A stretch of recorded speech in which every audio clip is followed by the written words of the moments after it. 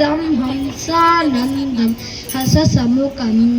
गुरुगुहरूपं गुप्ताकारं गोरक्षन्तं सुरपतिसेनं Subrahmanyam सुरविनुतं श्रीनिवासाय वेदविश्वरूपाय सिद्धजनानन्दधाय Mangalam